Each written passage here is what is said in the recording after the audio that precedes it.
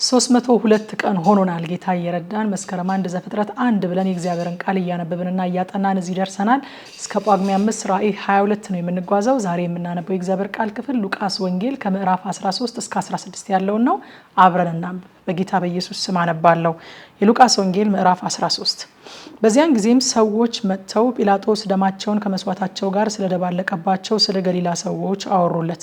ኢየሱስም መልሶ እንዲህ አላቸው፣ እነዚህ የገሊላ ሰዎች ይህ ስለደረሰባቸው ከገሊላ ሰዎች ሁሉ ይልቅ ኃጢአተኞች ሆኑ ይመስሏችኋልን? እላችኋለሁ አይደለም። ነገር ግን ንስሐ ባትገቡ ሁላችሁ እንዲሁ ትጠፋላችሁ። ወይስ በሰሊሆም ግንቡ የወደቀባቸውና የገደላቸው እነዚህ 18 ሰዎች በኢየሩሳሌም ከሚኖሩ ሁሉ ይልቅ በደለኞች ይመስሏችኋልን? አይደለም እላችኋለሁ። ነገር ግን ንስሐ ባትገቡ ሁላችሁ እንደዚሁ ትጠፋላችሁ። ይህን ምሳሌ አለ። ለአንድ ሰው በወይኑ አትክልት የተተከለች በለስ ነበረችው። ፍሬም ሊፈልግባት መጥቶ ምንም አላገኘም። የወይን አትክልት ሰራተኛውንም እነሆ ከዚች በለስ ፍሬ ልፈልግ 3 ዓመት እየመጣው ምንም አላገኘሁም፣ ቁረጣት፣ ስለምን ደግሞ መሬቱን ታጎሳቁላለች አለው። እርሱ ግን መልሶ ጌታ ሆይ ዙሪያዋን እስክኮተኩትላትና ፋንድያ እስካፈስላት ድረስ በዚች ዓመት ደግሞ ተዋት፣ ወደፊትም ብታፈራ ደህና ነው፣ ያለዚያ ግን ትቆርጣታለህ አለው።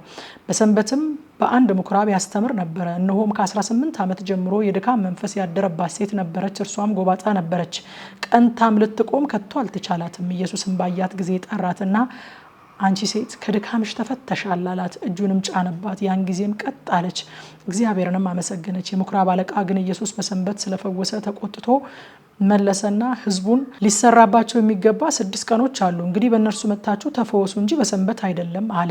ጌታም መልሶ እናንተ ግብዞች፣ ከእናንተ እያንዳንዱ በሰንበት በሬውን ወይንስ አህያውን ከግርግሙ ፈቶ ውሃ ሊያጠጣው ይወስደው የለውምን?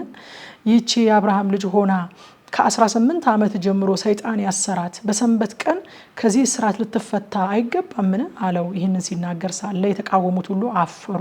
ከእነርሱ በተደረገው ድንቅ ሁሉ ሕዝቡ እጅግ ደስ አላቸው።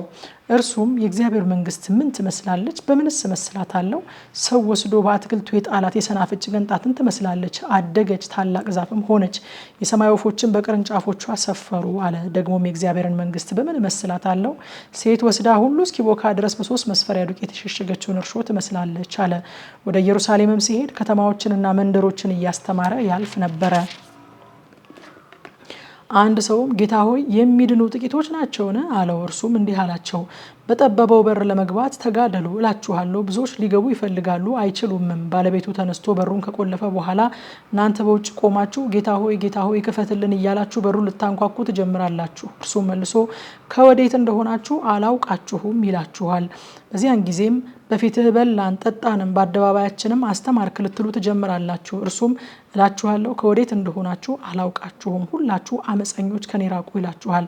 አብርሃምንና ይስሐቅን ያዕቆብንም ነቢያትንም ሁሉ በእግዚአብሔር መንግስት ባያችሁ ጊዜ እናንተ ግን ወደ ውጭ ተጥላችሁ ስትቀሩ በዚያ ልቅሶና ጥርስ ማፋጨት ይሆናል። ከምስራቅና ከምዕራብ ከሰሜንና ከደቡብ ይመጣሉ፣ በእግዚአብሔር መንግስት በማዕድ ይቀመጣሉ። እነሆም ከኋለኞች ፊተኞች የሚሆኑ አሉ፣ ከፊተኞችም ኋለኞች የሚሆኑ አሉ። በዚያን ሰዓት ከፈሪሳውያን አንዳንዱ ቀርበው ሄሮድስ ሊገድልህ ይወዳልና ከዚህ ውጣና ሄድ አሉት። እንዲህም አላቸው፣ ሄዳችሁ ለዚያች ቀበሮ እነሆ ዛሬና ነገ አጋንንትን አወጣለሁ፣ በሽተኞችንም እፈውሳለሁ፣ በ3ኛውም ቀን እፈጸማለሁ በሏት። ዳሩ ግን ነቢይ ከኢየሩሳሌም ውጭ ጠፋ ዘንድ አይገባምና ዛሬና ነገ ከነገም በስቲያ ሊሄድ ያስፈልገኛል። ኢየሩሳሌም ኢየሩሳሌም፣ ነቢያትን የምትገድል ወደ እርሷ የተላኩትን የምትወግር፣ ዶሮ ጫጭቶቿን በክንፎቿ በታች እንደምትሰበስብ ልጆችሽን እሰበስብ ዘንድ ስንት ጊዜ ወደድኩ፣ እናንተም አልወደዳችሁም። እነሆ እኔ ቤታችሁ የተፈታ ሆኖ ይቀርላችኋል። እላችኋለሁም በጌታ ስም የሚመጣ የተባረከ ነው እስክትሉ ድረስ ከእንግዲህ ወዲህ አታዩኝም። የሉቃስ ወንጌል ምዕራፍ 14።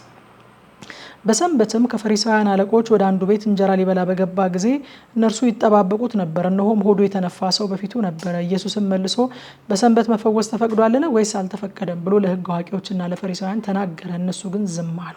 ይዞም ፈወሰውና አሰናበተው። ከእናንተ አህያ ወይ በሬው በጉድጓድ ቢወድቅ በሰንበት ወዲያው የማያወጣው ማን ነው አላቸው። ስለዚህ ነገርም ሊመልሱለት አልተቻላቸውም። የታደሙትንም የከበሬታ ስፍራ እንደመረጡ ተመልክቶ ምሳሌ ነገራቸው እንዲህም ሲል፣ ማንም ለሰርግ ቢጠራህ በከበሬታ ስፍራ አትቀመጥ፣ ምናልባትም ከአንተ ይልቅ የከበረ ተጠርቶ ይሆናልና አንተንም እርሱንም የጠራ መጥቶ ለዚህ ስፍራ ተውለት ይልሃል። በዚያን ጊዜም እያፈርክ በዝቅተኛው ስፍራ ልትሆን ትጀምራለህ። ነገር ግን በተጠራህ ጊዜ የጠራህ መጥቶ ወዳጄ ሆይ ወደ ላይ ውጣ እንዲልህ ሄደ በዝቅተኛ ስፍራ ተቀመጥ። ያን ጊዜም ከአንተ ጋር በተቀመጡት ሁሉ ፊት ክብር ይሆንልሃል። ራሱን ከፍ የሚያደርግ ሁሉ ይዋረዳልና ራሱንም የሚያዋርድ ከፍ ይላል። የጠራውንም ደግሞ እንዲህ አለው፣ ምሳ ወይም ራት ባደረግክ ጊዜ እነርሱ ደግሞ በተራቸው ምናልባት እንዳይጠሩ ብድራትንም እንዳይመልሱልህ ወዳጆችህንና ወንድሞችህን ዘመዶችህን ባለጠጎች ጎረቤቶችህን አትጥራ። ነገር ግን ግብዣ ባደረግክ ጊዜ ድሆችንና ጉንድሾችን አንካሶችና ዕውሮችን ጥራ። የሚመልሱት ብድራት የላቸውምና ብፁዕ ትሆናለህ፣ በጻድቃን ትንሣኤ ይመለስልሃልና። ከተቀመጡትም አንዱ ይህንን ሰምቶ በእግዚአብሔር መንግሥት እንጀራ የሚበላ ብፁዕ ነው አለ። እርሱ ግን እንዲህ አለው፣ አንድ ሰው ታላቅ እራት አድርጎ ብዙዎችን ጠራ። በእራትም ሰዓት የታደሙትን አሁን ተዘጋጅቷልና ኑ እንዲላቸው ባሪያውን ላከ። ሁላቸውም በአንድነት ያመካኙ ጀመር። የፊተኛው መሬት ገዝቻለሁ፣ ወጥቼ ላየው በግድ ያስፈልገኛል፣ ይቅር እንድትለኝ እለምንሃለሁ አለው።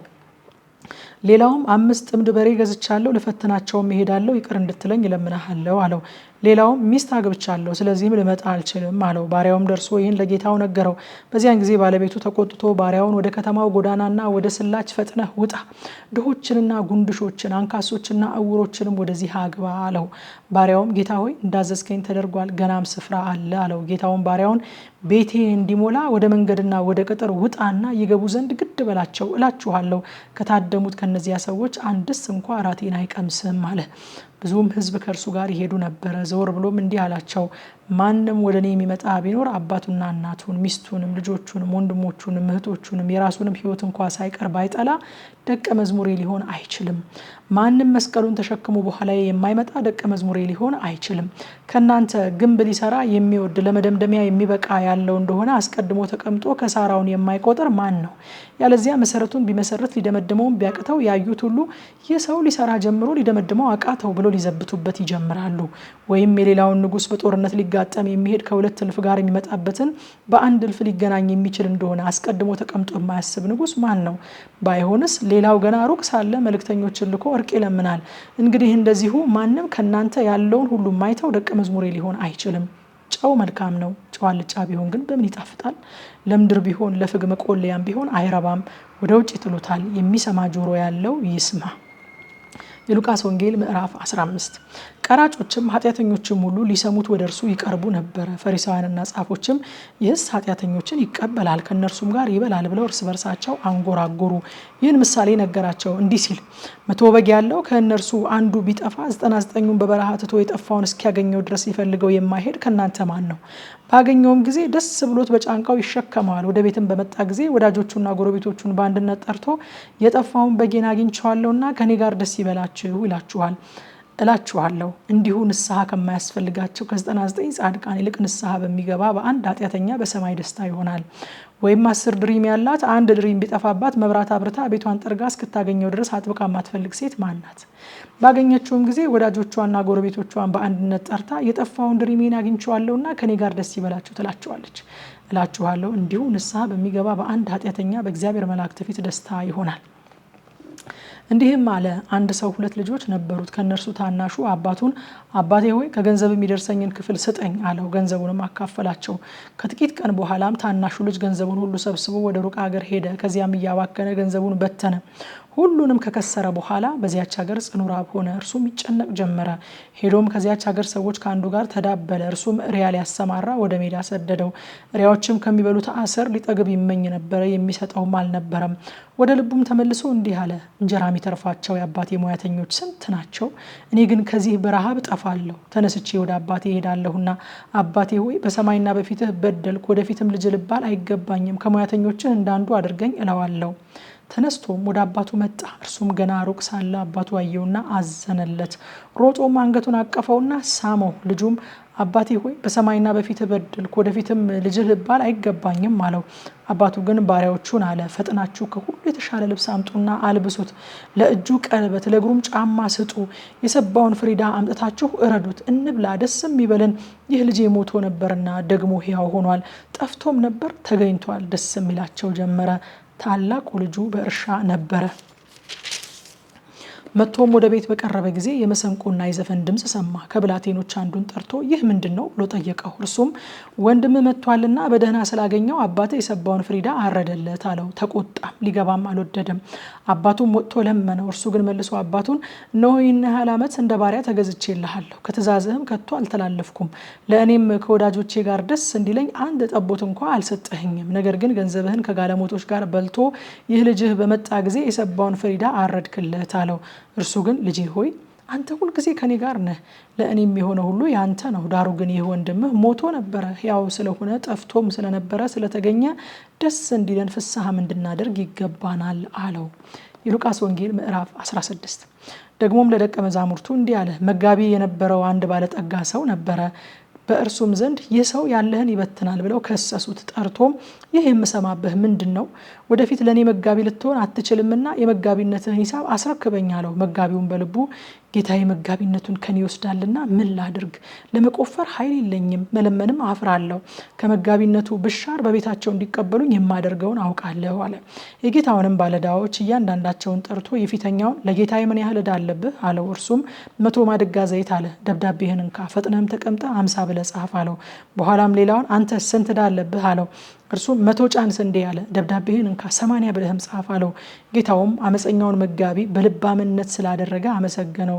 የዚህ ዓለም ልጆች ለትውልዳቸው ከብርሃን ልጆች ይልቅ ልባሞች ናቸውና እኔም እላችኋለሁ የአመፃ ገንዘብ ሲያልቅ በዘላለም ቤቶች እንዲቀበሏችሁ በእርሱ ወዳጆችን ለራሳችሁ አድርጉ። ከሁሉ በሚያንስ የታመነ በብዙ ደግሞ የታመነ ነው። ከሁሉ በሚያንስ የሚያመጽ በብዙ ደግሞ አመፀኛ ነው። እንግዲያስ በአመፃ ገንዘብ ካልታመናችሁ እውነተኛውን ገንዘብ ማን አደራ ይሰጣችኋል? በሌላ ሰው ገንዘብም ካልታመናችሁ የእናንተን ማን ይሰጣችኋል? ለሁለት ጌቶች መገዛት የሚቻለው ባሪያ ማንም የለም። ወይም አንዱን ይጠላልና ሁለተኛውንም ይወዳል፣ ወይም ወደ አንዱ ይጠጋል ሁለተኛውን ይንቃል። ለእግዚአብሔርና ለገንዘብ መገዛት አትችሉም። ገንዘብን የሚወዱ ፈሪሳውያን ይህን ሁሉ ሰምተው ያፌዙበት ነበረ። እንዲህም አላቸው፣ ራሳችሁን በሰው ፊት የምታጸድቁ እናንተ ናችሁ፣ ነገር ግን እግዚአብሔር ልባችሁን ያውቃል። በሰው ዘንድ የከበረ በእግዚአብሔር ፊት ርኩሰት ነውና። ሕግና ነቢያት እስከ ዮሐንስ ነበሩ። ከዚያ ጀምሮ የእግዚአብሔር መንግስት ይሰበካል፣ ሁሉም ወደ እርሷ በኃይል ይገቡባታል። ነገር ግን ከሕግ አንዲት ነጥብ ከምትወድቅ ሰማይና ምድር ሊያልፍ ይቀላል። ሚስቱን የሚፈታ ሁሉ ሌላኛይቱንም የሚያገባ ያመነዝራል፣ ከባሏም የተፈታችውን የሚያገባ ያመነዝራል። ቀይ ልብስና ቀጭን የተልባ እግር የለበሰ አንድ ባለጠጋ ሰው ነበረ። ዕለት ዕለትም እየተመቸው በደስታ ይኖር ነበረ። አልዓዛርም የሚባል አንድ ድሃ በቁስል ተወርሶ በደጁ ተኝቶ ነበረ። ከባለጠጋውም ማዕድ ከሚወድቀው ፍርፋሪ ሊጠግብ ይመኝ ነበረ። ውሾች እንኳ መጥተው ቁስሎቹን ይልሱ ነበረ። ድሃውም ሞተ፣ መላእክትም ወደ አብርሃም እቅፍ ወሰዱት። ባለጠጋው ደግሞ ሞተና ተቀበረ። በሲኦልም በስቃይ ሳለ አሻቅቦ አብርሃምን በሩቅ አየ፣ አልዓዛርም በቅፉ። እርሱም እየጮኸ አብርሃም አባት ሆይ ማረኝ፣ በዚህ ነበልባል እሰቃያለሁና የጣቱን ጫፍ በውሃ ነክሮ መላሴን እንዲያበርድልኝ አልዓዛርን ስደድልኝ አለ። አብርሃም ግን ልጄ ሆይ አንተ በሕይወት ሳለ መልካምን እንደተቀበልክ አስብ፣ አልዓዛርም እንዲሁ ክፉ። አሁን ግን እርሱ በዚህ ይጽናናል፣ አንተም ትሰቃያለህ። ከዚህም ሁሉ ጋር ከዚህ ወደ እናንተ ሊያልፉ የሚፈልጉ እንዳይችሉ ወዲያ ያሉ ደግሞ ወደኛ እንዳይሻገሩ በእኛና በእናንተ መካከል ታላቅ ገደል ተደርጓል አለ። እርሱም እንኪያስ አባት ሆይ ወደ አባቴ ቤት እንድትሰደው ለምንሃለው፣ 5 ወንድሞች አሉኝና እነርሱ ደግሞ ወደዚህ ስቃይ ስፍራ እንዳይመጡ ይመስክርላቸው አለ። አብርሃም ግን ሙሴና ነቢያት አሉላቸው፣ እነርሱን ይስሙ አለው። እርሱም አይደለም አብርሃም አባት ሆይ፣ ነገር ግን ከሙታን አንዱ ቢሄድላቸው ንስሐ ይገባሉ አለ። ሙሴንና ነቢያትን የማይሰሙ ከሆነ ከሙታንስ እንኳ አንድ ቢነሳ አያምኑም አለው ይላል። ከምሽቱ 3 ሰዓት በኢትዮጵያ ሰዓት አቆጣጠር ሁልጊዜ እንደምናደርገው አሁን የተነበበውን ክፍል በጥልቀት እናጠናለን። በቲክቶክ እና በቴሌግራም ቻናላችን የቀጥታ ስርጭት ላይ መጥታችሁ አብራችሁን አጥኑ።